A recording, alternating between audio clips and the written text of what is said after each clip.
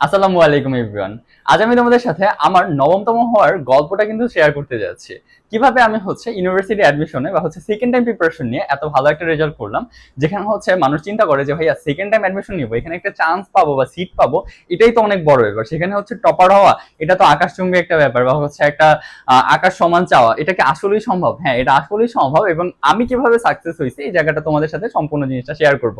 পুরো গল্পটা, আমি কিভাবে শুরু করলাম, কিভাবে কোন কোন জায়গায় চ্যালেঞ্জ ফেস করতে হয়েছে, আমার কি কি প্রবলেম গুলো ফেস করছি, কিভাবে সলভ করছি, এই জিনিসগুলো তোমাদের সাথে শেয়ার করব। তো চলো শুরু করা যাক। আচ্ছা, সেকেন্ড টাইম অ্যাডমিশন যখন আমি শুরু করতে যাচ্ছি, বা আমি সেকেন্ড টাইম অ্যাডমিশন দিব, এই সময়টা এসে আমার যেটা প্রথম ইয়াটা ছিল, এই সেকেন্ড টাইমের প্রতি আমার প্রচুর পরিমাণে অবসেশন ছিল। তোমার কিন্তু প্রথমত এই সেকেন্ড টাইমের উপর প্রচুর পরিমাণে অবসেশন রাখতে হবে। তো আমার কিভাবে অবসেশন ছিল বা কি অবসেশন ছিল, একটু যদি তোমাকে ছোট্ট একটা গল্প বলি। সেক্ষেত্রে কি, আমার যখন বাবা আমাকে বললো যে তোমাকে একটা প্রাইভেট ইউনিভার্সিটিতে ভর্তি করে রাখি, তারপরে তুমি সেকেন্ড টাইম প্রিপারেশনটা নাও, যাতে তোমার এদিক ওদিক লস না হয়ে যায়। বা তোমার সেকেন্ড টাইম প্রিপারেশন যদি নাও হয় ঠিকভাবে, তাহলে যাতে তুমি প্রাইভেট ইউনিভার্সিটিতে কন্টিনিউ করতে পারো।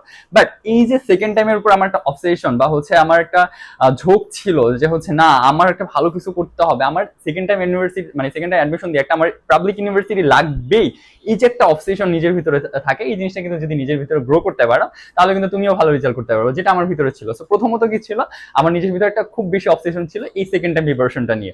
এরপর সেকেন্ড টাইম আমার দ্বিতীয়ত যেটা, সেটা যে একটা কোচিং এর ব্যাপারটা। ভাইয়া তুমি জিজ্ঞেস করতে পারো, ভাই আপনি কোথায় কোচিং করছেন বা কিভাবে শুরু করছেন। হ্যাঁ, আমি বলি, আমি একটা কোচিং এ ভর্তি ছিলাম, ফার্স্ট টাইম একটা কোচিং এ ভর্তি ছিলাম। এটা একটু স্টোরিটা শেয়ার করি। আমি যখন ফার্স্ট টাইম একটা কোচিং ভর্তি, অনেক নামি দামি একটা কোচিং, কোচিংটা আমি নামটা বলতে চাচ্ছি না।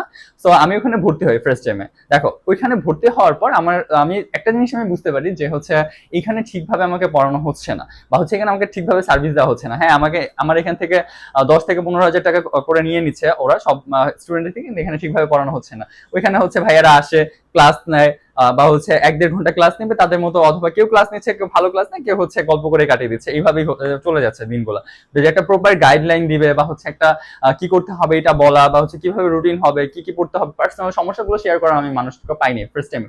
যেটা আমি সেকেন্ড টাইমে এসে বুঝলাম যে এখানে আমার একটা মানুষ দরকার, বা আমাকে এই জিনিসগুলো শিখাই দেওয়ার জন্য একটা মানুষ দরকার এই সেকেন্ড টাইমে এসে। তো আমার এই যে স্ক্যামের যে জায়গাটা আছে, আমি স্ক্যামই বলবো, এই যে কোচিং যেটা আছে, এই যে স্ক্যামটা, এই জায়গাটাতে আমি এটা সলভ করার ট্রাই করলাম যে না, আমার এই জায়গাটাতে এবার টাইম দেওয়া যাবে না, কোচিং এ আমার টাইম দেওয়া যাবে না। তো যেখানে আমার টাইম কম লস হয়, সেই জায়গাটাতে আমার ফোকাস করতে হবে। তো আমি একটা ভাইয়ার কাছে কয়েক মাসের জন্য প্রাইভেট ব্যাচে তার এনরোল করেছিলাম। তারপর কয়েকদিন নিজের যে গাইডলাইনের ব্যাপারটা, এটা সে আমাকে একটু দেখা দেওয়ার পরে আমার যে জিনিসটা অনেক বেশি কিন্তু উপকার হয়েছে, যেটা তোমরা করতে পারো, যে একটা প্রপার গাইডলাইন, বা একটা কোচিং এ ভর্তি না হয়ে তুমি সিটির ফলো না করে একটা ভালো ভাইয়া বা আপুর কাছ থেকে তুমি কিন্তু গাইডলাইনটা নিতে পারো।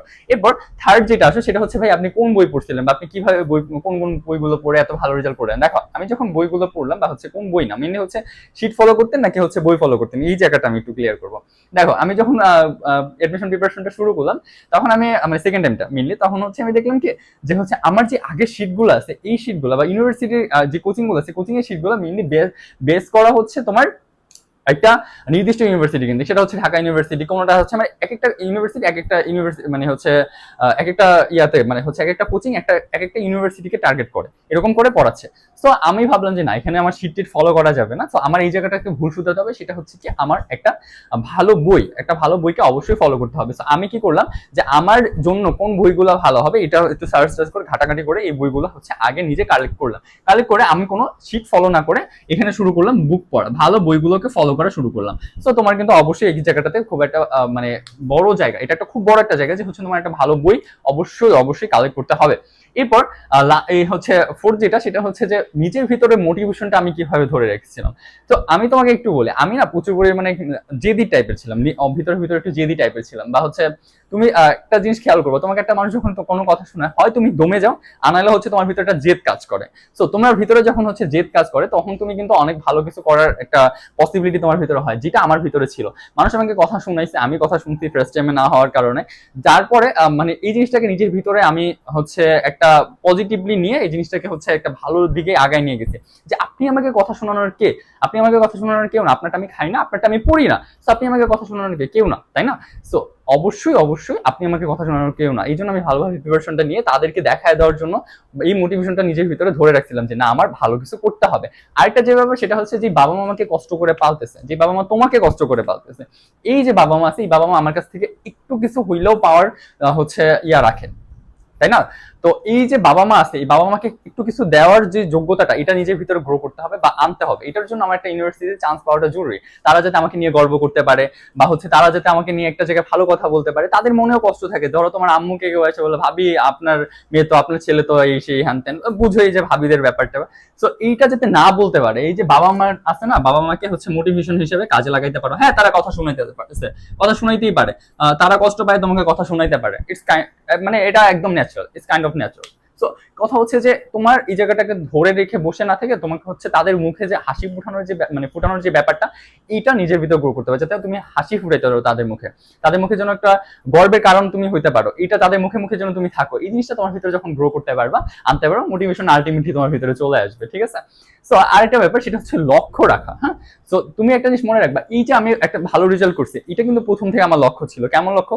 তখন তুমি একটা মনে রাখবা যে হচ্ছে তোমার ধরো একটা এরোপ্লেন কেনার ইচ্ছা আছে, তুমি যখন এরোপ্লেন কেনার ইচ্ছা করবা বা হচ্ছে থাকবে, তখন কিন্তু ওটা অনুযায়ী তুমি হচ্ছে কাজটা করবা, রাইট? যখন তুমি ওটা অনুযায়ী কাজ করবা, তুমি যদি এরোপ্লেনটা নাও পাও বা কিনতে নাও পারো, পার্সোনাল জেট যদি কিনতে নাও পারো, পার্সোনাল এরোপ্লেন নাও কিনতে পারো, তুমি কিন্তু আলটিমেটলি একটা হচ্ছে মিনিমাম একটা প্রাইভেট কার কেনার যোগ্যতাটা অর্জন করবা, তাই না? তো তুমি যদি টপার নাও হইতে পারো, তোমার কিন্তু একটা সিট আলটিমেটলি কনফার্ম হবে। সো প্ল্যান করবা এমন ভাবে যাতে হচ্ছে তোমার সুন্দর একটা রেজাল্ট হয়, ইভেন হচ্ছে তুমি টপার না হইতে পারলো, তোমার জন্য একটা পাবলিক ইউনিভার্সিটি হয়েই যায়, ঠিক আছে? যেটা হচ্ছে আমার ভিতরে কিন্তু ছিল, যে আমি হচ্ছে একটা বড় টার্গেট নিয়েছিলাম, যার কারণে কিন্তু মোটামুটি ভাবে বড় টার্গেটটাও অ্যাচিভ হয়েছে। যাদের অ্যাচিভ না হবে তারা আলটিমেটলি ছোট টার্গেটটা হইলেও কিন্তু তুমি পায়ে যাবা।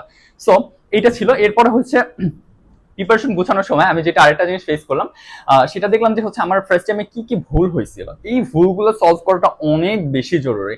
সো প্রবলেম সলভিং জিনিসটা খুব বেশি জরুরি, problem solving. So problem solve তোমার কি, দেখো ফার্স্ট টাইমে তুমি হচ্ছে কি কি ভুল করছো, যে কোন কোন কারণে তোমার টাইমগুলো ওয়েস্ট হয়েছে, কোন কোন কারণে তোমার হচ্ছে পড়ালেখায় মন বসতো না, এই যে জায়গাগুলো সেগুলো যখন তুমি সলভ করতে পারবা, তখন কিন্তু তুমি আলটিমেটলি পড়াশোনায় মন বসাতে পারবা। যখন পড়াশোনায় মন বসাতে পারবা, তোমার কিন্তু হচ্ছে বেশি মানে পড়া তুমি পড়তে পারবা, আর কিন্তু ভালো রেজাল্টও তোমার করা পসিবল হবে। আমি কি করলাম, আমার যে প্রথম ফার্স্ট টাইমে যে প্রবলেমগুলো ছিল, যে হচ্ছে এইখানে টাইম নষ্ট হইতো, মোবাইলে টাইম নষ্ট হইতো, ওইখানে টাইম নষ্ট হইতো, বাজের দিকে সময় যে নষ্ট হওয়ার ব্যাপারটা, এটা কিন্তু একদম সলভ করে ফেলছিলাম, যার কারণে কিন্তু আমার সেকেন্ড টাইমে তেমন বেশি সময় নষ্ট হয় না। ইভেন আমার হচ্ছে টাইমটা প্রপারলি কাজে লাগে, আমি একটা ভালো রেজাল্ট করতে পারছি। বা এই যে নবমতম হওয়ার যে হচ্ছে দিকে যাওয়া, নবমতম হওয়ার যে হচ্ছে প্রসেসটা, এটা দিয়ে কিন্তু আমি অগ্রসর হতে পারছি, ঠিক আছে? এরপর লাস্ট যেটা, সেটা হচ্ছে তোমরা যখন এক্সাম হলে বসো, তখন দেখা যাবে কি তোমাদের একটা এরকম হয় না যে কনফিউশন হয়, আমার এটা হবে নাকি এটা হবে, এই এ হবে না বি হবে, সি হবে না ডি হবে, এই ক হবে না খ হবে, এটা আমার ভিতরেও ছিল। আমি হচ্ছে এই জায়গাটা সলভ করছিলাম কিভাবে, আমি হচ্ছে প্রচুর পরিমাণে প্র্যাকটিস করতাম। প্র্যাকটিস, তুমি হচ্ছে ধরো একটা কিছু পড়ছো, তোমাকে আজকে একজন একটা কিছু পড়াই দিচ্ছে, তোমার টিচার একটা তোমাকে কিছু পড়াই দিচ্ছে, এটাকে যখন তুমি সলভ করবা, সলভ করার সময় প্রচুর পরিমাণে প্র্যাকটিস করবে। প্র্যাকটিস জিনিসটা তোমার ইউনিভার্সিটি লাইফে বা হচ্ছে তোমার ইউনিভার্সিটি লাইফ না, সরি, ইউনিভার্সিটি অ্যাডমিশনে তোমার অনেক বেশি হেল্পফুল হবে। যখন তুমি হচ্ছে প্র্যাকটিস করবা, দেখা যাবে হচ্ছে এই প্র্যাকটিস জিনিসটা তোমাকে হচ্ছে অনেক দূর আগে নিয়ে যাবে, অনেক দূর। কারণ হচ্ছে তোমার আর কনফিউশনটা থাকবে না, আর কনফিউশন না থাকলে তুমি হচ্ছে অটোমেটিক্যালি দাগাতে পারবা। তোমার নিজের ভিতরে কনফিডেন্স থাকলে তুমি অটোমেটিক্যালি এমনি দাগাইতে পারবা যে এ হবে নাকি বি হবে। সো এই যে ওভারঅল এই জিনিসগুলো তোমার প্রয়োজন হবে। আর লাস্ট একটা ছোট্ট ব্যাপার নিয়ে কথা বলবো, সেটা হচ্ছে যে দেখো, কখনো হচ্ছে ডিমোটিভ হওয়া যাবে না, বা হচ্ছে এইটা ভাবা যাবে না যে আমার দ্বারা কিছু সম্ভব না। ভাববা সবসময় যে আমাকে আল্লাহ আর 5টা মানুষের মতোই বানাইছে, আমার দ্বারা অবশ্যই অবশ্যই সম্ভব।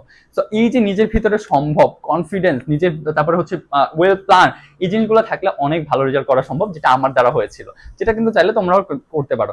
সো এই ছিল ওভারঅল আজকের মতো। তোমার যদি মনে হয় যে ভাইয়ের কাছে কোনো রকম সেকেন্ড টাইমে হেল্প প্রয়োজন, বা হচ্ছে কোনো রকমের গাইডলাইন প্রয়োজন, কোর্সের প্রয়োজন, প্রাইভেট ব্যাচের প্রয়োজন, যেখানে হচ্ছে তোমাকে রুটিন করে দেওয়া হবে, ভাইয়ের নোটস গুলো তোমাকে দেওয়া হবে, কিভাবে তুমি সাজাবা প্রিপারেশন প্রথম থেকে শেষ পর্যন্ত, কিভাবে কন্টিনিউ করবা, শুরু করতে না পারলে এখন কিভাবে শুরু করবা, ইচ এন্ড এভরিথিং তোমাকে কিন্তু ভাইয়া নিজে সাজাই দিব। সো তোমার যদি প্রয়োজন হয়, অবশ্যই ভাইয়াকে নক করতে পারো। আমার পার্সোনাল লিংক তুমি তোমার কমেন্ট বক্সে অথবা হচ্ছে তোমার ডিসক্রিপশন বক্সে পেয়ে যাবা। সো আজ এই পর্যন্তই। লাইক করে রাখো, সাবস্ক্রাইব করে রাখো। ধন্যবাদ।